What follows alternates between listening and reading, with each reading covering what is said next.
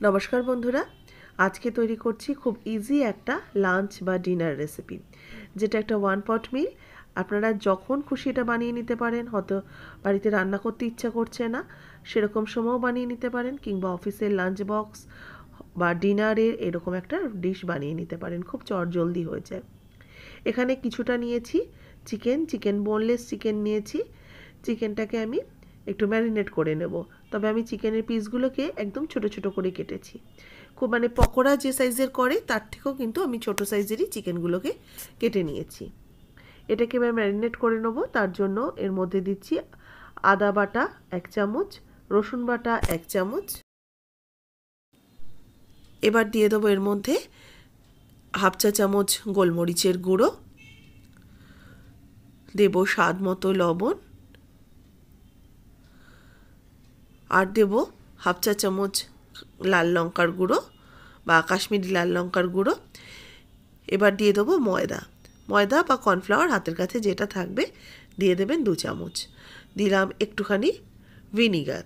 এবার এই সমস্ত কিছুকে একসাথে চিকেনটার সাথে মাখিয়ে নেব। ময়দা বা কর্নফ্লাওয়ার কিন্তু খুব বেশি দেবেন না, তাহলে কোটিংটা অনেক শক্ত হয়ে যাবে, মোটা হয়ে যাবে। সেটা চাই না। জাস্ট একটা হালকা কোটিং থাকবে। এই মশলাগুলো যাতে চিকেনের গায়ে সুন্দরভাবে লেগে থাকে, সেই কারণেই একটুখানি বাইন্ডিংয়ের জন্য এগুলো দেওয়া।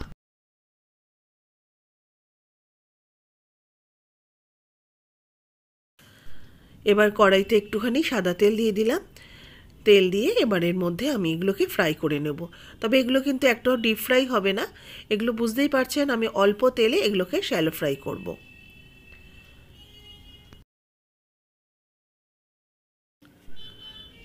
একটা একটা করে সাজিয়ে দেবো। একটার উপরে একটা দিলে কিন্তু চিকেনগুলো ভালো মতো ভাজা হবে না।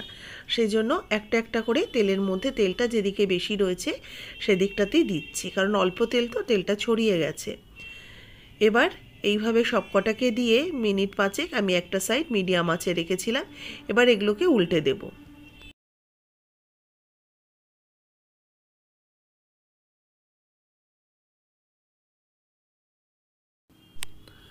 বেশ গোল্ডেন কালার অবধি ভেজে নিয়ে এগুলোকে উঠিয়ে রাখবো। একটু এগুলোকে সোনালি রং করে ভাজতে হবে। একটা সাইড কিন্তু খুব ভালো করে ভাজা হয়ে গেছে। উল্টে দিয়ে আমি আরেকটা সাইডও বেশ লাল করে ভেজে নিতে হবে। এতে কিন্তু চিকেনটাও খুব সুসিদ্ধ হয়ে যাবে, যেহেতু খুব ছোট ছোট করে টুকরো করা রয়েছে চিকেনে। এই জন্য চিকেনটাকেও খুব সুন্দর করে ভেজে নিচ্ছি। এবারে ভাজা চিকেনগুলোকে উঠিয়ে রেখে দেব। ভাজা চিকেনগুলোকে উঠিয়ে রেখে দিলাম। এবার আমি ভাত করে রেখেছি। ভাতটাকে আগে থেকেই সিম্পল একদম ঝরঝরে করে ভাতটাকে করে রেখেছি। কোনো কিছু দেওয়া নেই, লবণও কিন্তু এর মধ্যে দেওয়া নেই। জাস্ট জল গরম হয়েছে, ভাতটাকে ফুটিয়ে 70% কুক করে নিয়েছি। এবার এই চিকেন ভাজার তেলের মধ্যেই দিয়ে দিলাম 1 চামচ রসুন কোচানো। রসুনটাকে একটু হালকা করে ভেজে নেবো। আঁচটাকে মিডিয়ামে রেখে রসুনটাকে একটু হালকা করে ভেজে নিচ্ছি। এবার দিয়ে দেবো কোচানো পেঁয়াজ।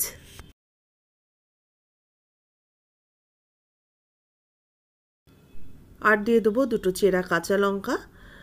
পেঁয়াজ, কাঁচা লঙ্কা আর রসুনটাকে এবার ভালো করে ফ্রাই করব। আঁচটাকে কিন্তু বেশ বাড়িয়ে রেখেছি এখন। আঁচ বাড়িয়ে রেখে এটাকে হালকা করে ফ্রাই করে নেব। তবে খুব বেশি লাল করে পেঁয়াজ ভাজার প্রয়োজন নেই।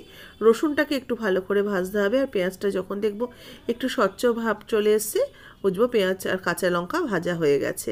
এবার আমি ভেজে রাখা চিকেনগুলো দিয়ে দিচ্ছি। ভাজা চিকেনগুলোকে দিয়ে এটাকে পেঁয়াজ দিয়ে একটু টস করে নেব। এর মধ্যে দিয়ে দেবো একটু 1 মুঠো মতো সুইট কর্নগুলোকে আগে থেকে একটু লবণ জলে ভাপিয়ে রেখে দিয়েছিলাম। সেই সুইট কর্নটা দিয়ে দিলাম। সুইট কর্ন যদি হাতের কাছে না থাকে না দিলেও চলবে, কিন্তু দিলে কিন্তু এখন যেহেতু শীতকাল, সুইট কর্ন বা মটরশুঁটিও দিতে পারেন, খেতে ভালো লাগবে, তার জন্যই অ্যাড করা হলো। এবার ভালো করে এগুলোকে মিশিয়ে নিচ্ছি। একটু মিশিয়ে নেওয়ার পর দিয়ে দেবো ভাতটা, যেটা তৈরি করে রেখেছিলাম 75%, সেটাকে দিয়ে দিচ্ছি। ভাত দেওয়ার পর তার মধ্যে স্বাদ মতো লবণ দিয়ে দেবো। আর দিয়ে দেবো 1 চা চামচ ভরে গোলমরিচের গুঁড়ো। এবার এগুলোকে দিয়ে এই ভাতের সাথে সমস্ত কিছুকে মেশাতে থাকবো। আঁচটাকে মিডিয়াম টু হাইতে রেখে ভাতের সাথে সব কিছু মিশিয়ে নেব। ভাতটা আগে তৈরি করার কারণ হচ্ছে এটা ফ্রাই করার সময় কিন্তু একটু ঠান্ডা ভাত হলে ভালো হয়, সেই জন্য আমি ঘন্টাখানেক ভাতটা আগে তৈরি করে নিয়ে একটু ঠান্ডা করে নিয়েছি, তাহলে কিন্তু ফ্রাই করতে সুবিধা হবে। আর গরম ভাতে করলে ভাতটা ভেঙে যাবে, সেই কারণে কিন্তু অবশ্যই ভাতটাকে একটু আগে করে ঠান্ডা করে নেবেন। তারপরে এগুলোকে একসাথে ফ্রাই করতে থাকবো। মিনিট খানেক ভালো করে সমস্ত কিছু জিনিস দিয়ে আমি ভাতটাকে ফ্রাই করে নিয়েছি। এবার দিয়ে দেবো একটু বাটার, আর দেবো একটু ধনেপাতা কোচানো। এবার একটু দেবো পাতিলেবুর রস। এখানে একটা গোটা পাতিলেবুর রস আমি চিপে দিয়ে দিচ্ছি। বাটারটা কিন্তু প্রথমে দেবেন না, বাটারটা এরকম সময় দেবেন, তাহলে বাটারের যে ফ্লেভারটা সেটা কিন্তু খুব সুন্দরভাবে ইনট্যাক্ট থাকে। এবার এই সব কিছুকে একসাথে ভালো করে মিশিয়ে নেব। লেবুর রস একটু টকটক হবে আর একটু ঝাল আছে, খেতে কিন্তু অসম্ভব ভালো হয়। আপনারা এটা যারা ট্র্যাভেল করছেন, এই সময় তো ঠান্ডার দিন, সবাই বেড়াতে যাচ্ছে, ট্রেনে করে যারা যাচ্ছেন, অনেক সময় ট্রেনের খাবারের জন্য আপনারা এটা প্যাক করে নিতে পারেন। আমার ছেলে এটার নাম দিয়েছে চিকেন পকোড়া রাইস। এই পকোড়া রাইস কিন্তু খেতে সত্যি খুব ভালো হয়। এটা খুব চটজলদি একটা খাবার, খুব বেশি তেল মশলা নেই, অথচ খেতেও খুব সুন্দর হয়, খুব স্বাস্থ্যকর খাবারটা।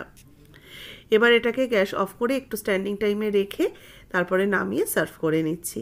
একদম তৈরি হয়ে গেছে এই চিকেন পকোড়া রাইস।